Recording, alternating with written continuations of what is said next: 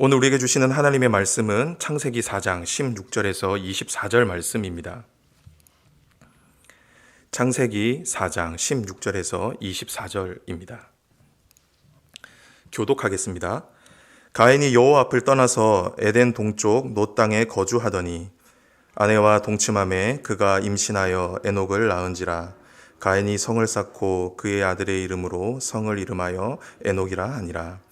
에녹이 이랏을 낳고 이랏은 무후야엘을 낳고 무후야엘은 무드사엘을 낳고 무드사엘은 라멕을 낳았더라. 라멕이 두 아내를 맞이하였으니 하나의 이름은 아다요 하나의 이름은 실라였더라. 아다는 야발을 낳았으니 그는 장막에 거주하며 가축을 치는 자의 조상이 되었고 그의 아우의 이름은 유발이니 그는 수금과 퉁소를 잡는 모든 자의 조상이 되었으며 실라는 두발 가인을 낳았으니 그는 구리와 새로 여러 가지 기구를 만드는 자요 두발 가인의 누이는 나마였더라. 라멕이 아내들에게 이르되 아다야 실라여 내 목소리를 들으라. 라멕의 아내들이여 내 말을 들으라. 나의 상처로 말미암아 내가 사람을 죽였고 나의 상함으로 말미암아 소년을 죽였도다. 함께 하겠습니다.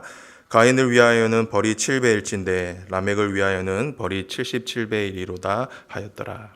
아멘. 오늘 말씀의 제목은 여호와 앞을 떠나서입니다. 성도가 하나님을 아는 방법에는 두 가지가 있습니다. 첫 번째는 하나님을 경험함으로 아는 방법입니다. 내 삶 속에 역사하신 하나님을 통해 하나님이 어떤 분이신지를 선명하게 아는 것이죠. 그리고 두 번째 방법은 하나님을 잃어버림으로 아는 방법입니다. 이 방법은 첫 번째 방법과는 정반대가 되는 방법인데요. 하나님을 잃어버린 후에 하나님이 나에게 어떤 분이셨는지를 깨닫게 되는 것입니다.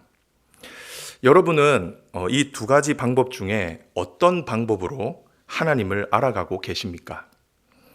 바라기는 저와 여러분은 하나님을 경험함으로 하나님을 아는 그런 은혜가 있기를 주님의 이름으로 축복합니다. 그런데 좀 애석하게도 오늘 본문에 나오는 가인과 그 후손은 후자를 선택하게 되는데요. 이들은 하나님을 잃어버림으로 하나님이 자신에게 어떤 분이셨는지를 깨닫게 됩니다. 오늘 본문 16절을 보면 성경은 가인의 삶을 이렇게 정의하고 있습니다. 여호와 앞을 떠나서. 성경은 가인과 그 후손이 하나님 앞을 떠났다라고 말씀합니다. 즉 하나님을 떠나 하나님 없는 삶을 선택했다라는 것이죠. 이로 인해 이들은 자신의 인생에서 하나님이 어떤 분이셨는지를 뼈저리게 경험을 하게 되는데요. 그렇다고 하면 하나님을 떠남으로 가인이 알게 된 하나님은 어떤 분이셨을까요? 오늘 말씀을 통해 함께 묵상하도록 하겠습니다. 바라기는 오늘 이 말씀을 반면교사 삼으셔서 하나님을 떠남이 아닌 하나님과 함께함으로 하나님을 더욱더 깊이 알아가는 저와 여러분이 되시길 주님의 이름으로 축복합니다. 첫 번째, 하나님은 누구이신가? 하나님은 어떤 분이신가? 하나님은 저와 여러분의 보호자이십니다. 가인이 하나님을 떠남으로 알게 된 첫 번째 사실은 바로 하나님이 자신의 보호자였다라는 사실이었습니다. 그런데 가인은 이 사실을 뒤늦게 하나님을 떠난 후에 깨닫게 되죠. 오늘 본문을 보시면 하나님을 떠난 가인과 그 후손들이 어떻게 살아갔는지를 구체적으로 잘 설명을 해주고 있는데요. 먼저 17절을 보시면 가인이 에녹을 낳고 성을 쌓았다라고 말씀하고 있습니다. 이 말은 가인이 경계선을 긋고 울타리를 치고 담을 쌓았다라는 의미인데요. 왜 가인은 성을 쌓았을까요? 왜 아들을 낳고 성을 쌓았을까요? 그것은 외부로부터 자신과 자신의 가족을 보호하기 위해서, 지키기 위해서였습니다. 그리고 19절을 보면요. 성경은 라멕이 두 아내를 두었다라고 말씀하고 있습니다. 이것은 성경이 기록한 최초의 일부 다처제인데요. 왜 라멕은 두 아내를 두었을까? 그것은 바로 생존을 위해서였습니다. 이 땅에 자신의 자손들을 더 많이 남기기 위해서 2명의 아내, 복수의 아내를 두기 시작했다라는 것이죠. 그리고 계속되어지는 말씀을 보면요, 성경은 람에게 세 아들의 업적을 자세히 설명하고 있습니다. 야발은 가축을 치기 시작을 했고, 유발은 음악을 만들어 부르기 시작했습니다. 그리고 두발가인은 금속을 재련해서 기구를 만들기 시작을 했죠. 이 모든 것은 인류가 발전하는데 크게 이바지했던 발명품들이었습니다. 가축을 치고 음악을 만들고 기구를 만드는 것. 그런데 여러분, 왜 이들은 이런 발명품들을 만들어냈을까요? 많은 것들 중에 왜 이런 것들을 만들어냈을까? 그것은 바로 생존을 위해서였습니다. 보다 안정적인 삶을 살기 위해서, 보다 풍요로운 삶을 살기 위해서 만들어낸 그런 발명품들이었다라는 것입니다. 저는 이들의 삶을 묵상하면서 이런 생각을 한번 해보게 되었습니다. 무엇이 이들로 하여금 이런 삶을 살게 만들었을까? 왜 이들은 이런 삶을 선택할 수밖에 없었을까? 그러면서 내린 결론이 결국 이들에게는 보호자가 없었기 때문이었다라는 결론을 내릴 수밖에 없었습니다. 다른 말로 표현하면 이들에게는 자신을 지켜줄 울타리가 없었다라는 것이죠. 그렇기에 어떻게 해서든지 스스로 살아남기 위해 이런 삶을 선택할 수밖에 없었다라는 겁니다. 이렇게 성경은 가인의 삶을 통해서 하나님이 어떤 분이신지, 우리의 삶에 어떤 분이신지를 우리에게 잘 가르쳐주고 계십니다. 그렇다고 하면 가인의 삶을 통해 성경이 우리에게 일러주시는 하나님은 어떤 분이십니까? 바로 저와 여러분의 보호자이십니다. 언제나 우리와 함께 하시며 우리의 걸음을 지키시고 인도하시는 분.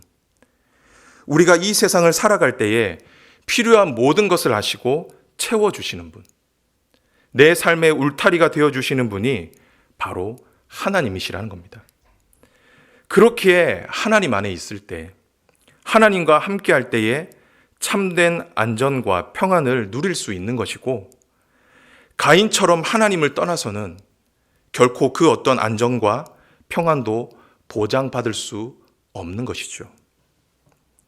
시편을 보면 이 사실을 누구보다 잘 알고 있었던 시인이 한 명 있었습니다. 그래서 이 시편을 짓게 되는데요. 그 시편이 무엇이냐면 121편입니다. 시편 121편인데 여러분들 조금 길긴 하지만 우리 한번 한 목소리로 읽어보도록 하겠습니다. 시작. 내가 산을 향하여 나의 도움은 천지를 지으신 여호와에게서로다. 여호와께서 너를 실족하지 아니하게 하시며 너를 지키시는 이가 졸지 아니하시리로다. 이스라엘을 지키시는 이는 졸지도 아니하시고 주무시지도 아니하시리로다. 여호와는 너를 지키시는 이시라. 여호와께서 내 오른쪽에서 내 그늘이 되시나니 낮의 해가 너를 상하게 하지 아니하며 밤의 달도 너를 해치지 아니하리로다. 여호와께서 너를 지켜 모든 환난을 면하게 하시며 또 내 영혼을 지키시리로다. 여호와께서 너의 출입을 지금부터 영원까지 지키시리로다. 아멘. 이 시편 너무나 잘 아는 시편이죠. 이 시편의 표제는 성전에 올라가는 노래입니다. 예배로 나아갈 때 불렀던 찬송이었다라는 것이죠. 그런데 예배로 나가면서 시인이 불렀던 노래의 가사가 무엇이었습니까? 여호와는 나를 지키시는 분이시다 였습니다. 무슨 말이죠? 하나님께서 지금까지, 여기까지 내가 성전에 올라와 예배를 드릴 때까지 하나님이 나의 보호자가 되어 주셨습니다 라고 하는 믿음의 고백을 올려드리고 있는 겁니다. 특별히 시인은 지켜주셨다라고 하는 이 고백을 이 짧은 시 안에 무려 6번이나 반복을 하면서 하나님이 자신의 절대적인 보호자이심을 고백하고 있죠. 자신이 경험한 하나님이 이런 분이라는 겁니다. 자신의 절대적인 보호자이셨다. 이후 이 시편은 초대교회 때 아이를 출산하거나 장례식 때 자주 불렀다라고 이야기를 합니다.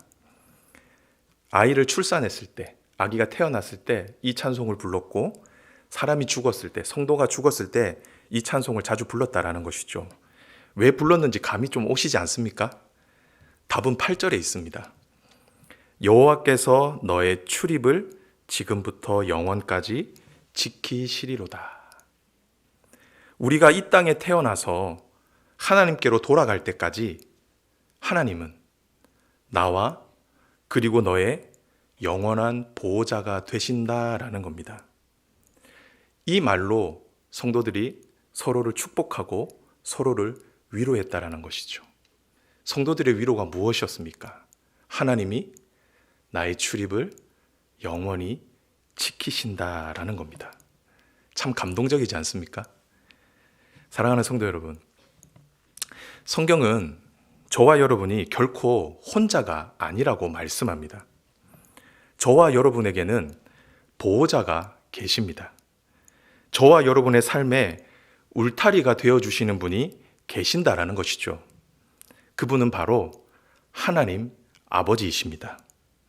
하나님 아버지께서 저와 여러분의 보호자가 되시고 저와 여러분의 영원한 도움이 되어 주신다라는 것이죠. 그리고 그 하나님의 도우심은 한 번도 저와 여러분을 떠난 적이 없고 결코 떠나지도 않을 것이라는 겁니다. 아니, 지금 이 자리 가운데에도 그 하나님의 도우심이, 그 하나님의 지키심이 함께 하고 있다라는 것입니다. 그렇기에 하나님과 함께하는 인생은 가인과 같이 생존을 위해 스스로 살아남기 위해 발버둥 치지 않습니다. 오히려 하나님 안에서 안전함과 평안함을 누리며 살아갈 수 있다라는 것이죠. 바라기는 이 사실을 믿음으로 받으시고 가인과 같이 하나님을 떠나는 어리석음을 범하지 않으시기를 바랍니다. 오히려 하나님 안에 있는 것이 나에게 있어 가장 안전한 길임을 믿고 하나님 안에 거하는, 하나님과 동행하는 인생이 되시길 주님의 이름으로 축복합니다. 한 걸음 더 나아가서요. 두 번째로 하나님은 어떤 분이신가? 하나님은 저와 여러분에게 안식처 되십니다. 가인이 하나님을 떠남으로 알게 된 것은 하나님의 품이 자신에게 안식처였다라고 하는 사실이었습니다. 본문 16절을 보면요. 가인이 여호와 앞을 떠나서 에덴 동쪽에 거주했다라고 말씀하고 있습니다. 그러면서 가인이 거주한 곳의 이름이 놋이었다라고 이렇게 설명을 하고 있는데요. 그런데 참 재미있는 것은 이 놋 지명의 뜻입니다. 여러분 성경의 그 풋노트에도 아마 잘 나와 있을 것인데요. 놋 지명의 뜻이 무엇입니까? 성경을 한번 밑에 한번 보십시오. 떠돌아다님입니다. 즉 가인이 하나님을 떠나서 거주하게 된 곳이 떠돌아다님이었다라는 겁니다. 정착해서 거주한 곳이 이름이 이렇다라는 거죠. 저는 이 말씀을 묵상하면서 놋이라는 지명의 뜻이 우리에게 시사하는 바가 정말 크다라는 생각을 하게 됐습니다. 하나님을 떠난 가인이 정착한 곳이 떠돌아다님이었다. 이 말은 하나님을 떠난 인생은 결코 그 어디에도 정착할 수 없음을, 그렇기에 참된 안식을 누릴 수 없음을 가르쳐주고 있는 것 같았습니다. 그런데 이런 가인의 삶은 자신뿐만이 아니라 자신의 가족들에게도 고스란히 이어지게 되는데요. 오늘 본문 21절을 보면 성경은 라멕의 아들들 중에 유발을 소개하면서 유발이 수금과 퉁소를 잡는 자의 조상이 되었다라고 설명하고 있습니다. 다른 말로 하면 노래를 지어 부르기 시작했다라는 것이죠. 많은 학자들은 이 노래의 기원에 대해서 설명을 하면서 인생의 허무함과 허전함을 달래기 위해 부르기 시작했다라고 보았습니다. 즉 가인의 후손이 노래를 부르기 시작했다라고 하는 것은 이들에게는 무엇인가 채워지지 않는 외로움과 허전함이 있었다라는 것이죠. 깊은 한숨이 이들의 삶 가운데 떠나지 않았다라는 것입니다. 그렇기에 자신의 외로움과 허전함을 달래기 위해서 노래를 부르기 시작한 것입니다. 그렇다고 하면 가인과 그 가족에게 있어 가슴 한편에 사무치는 허전함과 그리움은 어디로부터 비롯된 것이었을까요? 바로 하나님을 잃어버린 상실감, 이로 인해 찾아온 외로움 때문에 비롯된 것이었다라는 겁니다. 이렇게 성경은 하나님을 떠난 가인의 삶을 통해 하나님이 어떤 분이신지를 우리에게 잘 보여줍니다. 가인에게 하나님은 안식처였습니다. 자신의 생이 시작한 그곳. 그렇기에 언제나 돌아가서 그 품에 안길 수 있는 분이 바로 하나님이었다라는 것이죠. 하지만 가인은 하나님을 떠남으로 그 안식처, 어머니의 품과 같은 안식처, 고향을 잃어버리게 되었던 것입니다. 그렇기에 가슴 한켠에 허전함과 외로움을 품으며 살아갈 수밖에 없었던 것이죠. 그 누구도 자신을 있는 그대로 받아줄 그 사람이 한 사람도 없었기 때문입니다. 성도 여러분, 성경은 저와 여러분에게 참된 안식처가 있다라고 말씀하고 있습니다. 저와 여러분의 삶이 시작된 그곳, 그래서 언제나 돌아갈 수 있는 그곳, 어머니의 품과 같이 저와 여러분을 거부하지 않고 고이 품어주는 그곳, 때로는 우리가 방황하여 지치고 고단할 때 다시 돌아갈 수 있는 그곳이 있다라고 말씀하고 계십니다. 그곳이 어디입니까? 바로 하나님의 품입니다. 하나님의 품이 바로 우리에게 참된 안식과 평안을 주는 안식처라는 것이죠. 바라기는 이 사실을 믿음으로 받으시는 저와 여러분이 되시길 주님의 이름으로 축복합니다. 성경을 보면 이 사실을 잘 알고 있었던 사람이 한 사람 있었습니다. 그 사람은 바로 다윗이었는데요. 다윗은 하나님을 자신의 안식처로 삼았습니다. 그래서 항상 그분께로 가기로 열망했죠. 이런 다윗의 심정이 시편 131편에 잘 녹아 있는데요. 우리 함께 시편 131편, 이것도 짧으니까요. 우리 한 목소리로 읽어보도록 하겠습니다. 시작. 여호와여, 내 마음이 내가 큰 일과 감당하지 못할 놀라운 일을 하려고 힘쓰지 아니하나이다. 실로 내가 내 영혼으로 고요하고 평온하게 하기를 젖된 아기가 그 어머니 품에 있음 같게 하였나니 내 영혼이 젖된 아이와 같도다. 이스라엘아, 지금부터 영원까지 여호와를 바랄지어다. 아멘. 이 시편도 우리가 너무나 잘 아는 말씀이죠. 이 시편은 다윗이 성전에 올라가면서 불렀던 노래입니다. 우리 121편처럼 다윗이 성전에 들어가면서 불렀던 시편이라는 것이죠. 그런데 다윗은 하나님이 계신 성전에 들어가면서 무슨 노래를 하고 있습니까? 한번 2절 볼까요? 실로 내가 내 영혼으로 고요하고 평온하게 하기를 젖된 아기가 그의 어머니 품에 있음과 같게 하였나니 내 영혼이 젖된 아이와 같도다. 다윗은 하나님께로 나아가면서 자신의 마음이 잠잠해지고 평온해질 것을 기대하고 있습니다. 왜냐하면 다윗이 인식한 성전은 건물이 아니라 하나님의 품이었기 때문입니다. 그리고 그곳에서 경험한 하나님의 품은 마치 어머니의 품과 같았다라는 것이죠. 그렇기에 다윗은 힘들고 고단할 때마다 성전에 가기를 열망했고 그 성전 안에 있기를 사모했던 것입니다. 그리고 자기의 평생에 오직 하나님만을 바라보는, 하나님만을 열망하는 마음을 가지며 살 수밖에 없었던 겁니다. 왜냐하면 하나님 안에서만, 하나님 품 안에서만 다윗이 참된 쉼을 누릴 수 있었기 때문이죠. 사랑하는 성도 여러분, 저와 여러분의 유일한 안식처는 하나님밖에 없습니다. 어머니와 같이 따뜻한 품을 가지고 계시고 언제나 여러분을 고이 품어주시는 분, 그분은 하나님 한 분밖에 계시지 않다라는 겁니다. 그 하나님 안에 있을 때 저와 여러분은 이 세상에서는 결코 누릴 수 없는, 결코 얻을 수 없는 참된 평안과 안식을 누릴 수 있을 것입니다.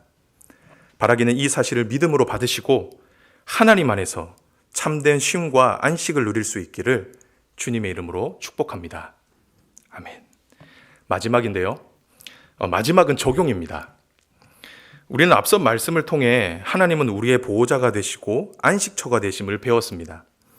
그렇기 때문에 어떻게 하라는 것입니까? 어떻게 우리가 이 말씀을 적용할 수 있겠습니까? 바로 하나님께로 돌아오라입니다. 가인은 하나님을 떠남으로 하나님이 자신의 보호자이시며 안식처 되심을 뒤늦게 깨닫게 되었습니다.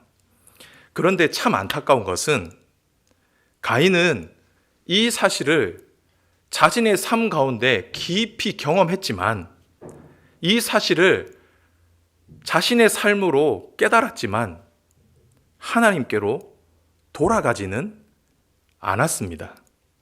오히려 하나님과 더 멀어진 삶을 선택하게 되죠. 여기에 가인에 대한 안타까움이 있는 것입니다. 알지만 돌아가지 않았던 가인, 깨달았지만 다시 돌아갈 용기가 없었던 가인, 그런 가인의 모습이 오늘 성경에 보여주고 있는 것이죠. 저는 오늘 말씀을 묵상하면서 이 시대를 살아가는 사람들의 모습을 한번 떠올려 보았습니다. 지금 우리가 살고 있는 이 시대는 그 어떤 시대보다 과학과 문화가 발전된 시대이죠. 매일마다 매스컴에서 소개하고 있는 이 시대의 성장은 가히 충격적이고 놀랍습니다. 그런데 참 아이러니한 것은요, 시대가 발전하면 발전할수록, 인류의 수준이 올라가면 올라갈수록 그에 따라 사람들이 느끼는 삶의 만족도나 행복 지수가 올라가야 되는 것이 정상인데 전혀 그렇지가 않다라는 겁니다. 오히려 사람들이 느끼는 삶의 빈곤함은 인류가 발전하면 발전할수록 더 깊어지고 있는 것이 사실이죠. 우리나라 자살률이 OECD 국가 중에 1위라는 사실은 더 이상 우리를 놀랍게 하지 않습니다. 그냥 당연하게 이제는 받아들이게 되죠. 얼마나 많은 사람들이 자살을 하면은 우리나라가 OECD 국가 중에 1위입니까? 자살률이.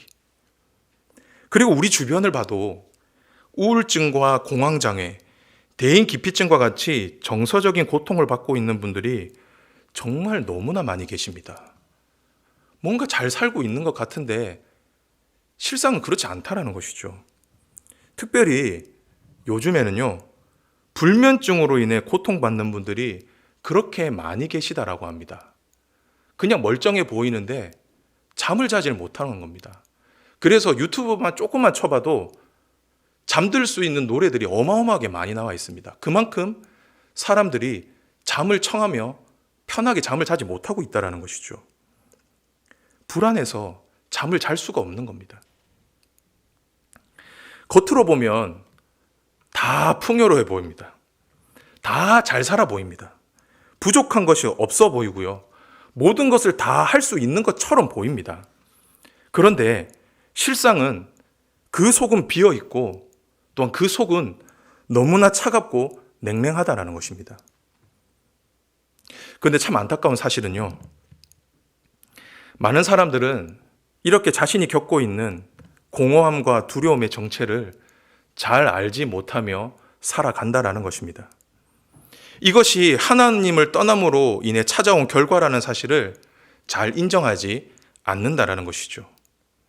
그러니 하나님이 아닌 것들로, 이 세상의 것들로 계속 채우려고 하는 것입니다. 무엇인가에 중독되어 살아가는 것이죠. 자신의 허전함, 외로움, 두려움을 어떻게든지 해소하기 위해서 무엇인가를 계속 갈망하고 찾아가는 것입니다. 하지만 어떻습니까? 결코 채워지지가 않죠. 성도 여러분, 저와 여러분은 어떻습니까? 여러분에게는 참된 안정과 평안이 있으십니까? 여러분이 힘들고 어려울 때 여러분의 안식처는 도대체 어디입니까? 아니, 여러분은 오늘 밤에도 평안히 잠을 청하실 수 있으십니까?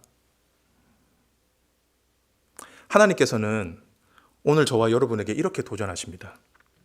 하나님께로 돌아오라고 말이죠. 내 삶의 참된 보호자 되시고 안식처 되신 그 하나님께 머물러 있으라는 겁니다. 이 세상의 모든 것은 다 잃어버린다 할지라도 하나님만큼은 절대 잃어버리지 말라라는 것입니다. 가인처럼, 이 세상의 사람들처럼 하나님을 떠나지 말라는 것이죠. 그리고 혹여나 하나님을 떠났다라고 한다면, 이 코로나 시대 때 잠시 하나님과의 관계가 멀어졌다라고 한다면 다시 하나님께로 발걸음을 옮기라는 겁니다.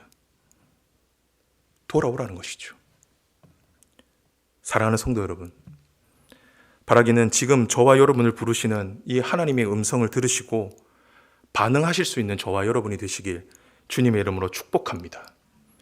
가장 늦었다고 할 그때가 가장 빠를 때입니다. 지금 부르신다라는 것은 하나님이 지금도 여러분을 기다리고 계신다라는 겁니다. 바라기는 지금도 여전히 저와 여러분을 기다리시는 그 하나님의 품으로 돌아갈 수 있기를 주님의 이름으로 축복합니다. 아멘. 말씀을 맺도록 하겠습니다. 여러분, 제가 설교 때 여러분 이런 말을 많이 써서 우리 교육자분들도 배 목사는 설교 때 여러분 이런 말을 쓰는데 이게 쓸 수밖에 없네요. 여러분은 에덴의 뜻이 무엇인지 아십니까? 우리가 창세기 말씀을 통해서 배웠는데 에덴의 뜻은 기쁨입니다. 즉 하나님은 동산을 만드시고 나서 그 동산의 이름을 에덴이라고 지으셨는데요. 왜 하나님은 동산을 지으시고 그 이름을 에덴이라고 불렀을까요? 그것은 하나님과 함께하는 그곳에 기쁨이 있기 때문입니다. 그리고 하나님께서는 우리와 함께 하시는 것을 기뻐하시기 때문이죠. 사랑하는 성도 여러분, 바라기는 이 사실을 믿음으로 받으시고 저와 여러분의 삶이 항상 하나님과 함께하는 삶이 되기를 축복합니다. 그렇게 할 때 하나님께서 저와 여러분의 참 보호자가 되어주시고 안식처가 되어주실 것입니다. 그리고 우리로 하여금 참된 기쁨을 맛볼 수 있도록 허락해 주실 겁니다. 바라기는 저와 여러분의 삶이 하나님 안에서 참 기쁨을 맛보는 복된 삶이 되기를 주님의 이름으로 축원합니다. 아멘. 우리 이 시간에 말씀을 기억하면서 이 찬송 했으면 좋겠는데요. 찬송가입니다. 근데 좀 이게 맞을까라는 생각을 해보겠지만 아마 여러분들 가사를 보시면서 또 가사를 생각하시면서 이 찬송을 부르신다고 하면은 오늘 이 말씀에 담겨있는 모든 내용들이 이 찬송 안에 담겨 있다라는 사실을 알게 되실 겁니다. 우리 다 함께 지금까지 지내온 것, 우리 이 찬송 함께 하도록 하겠습니다.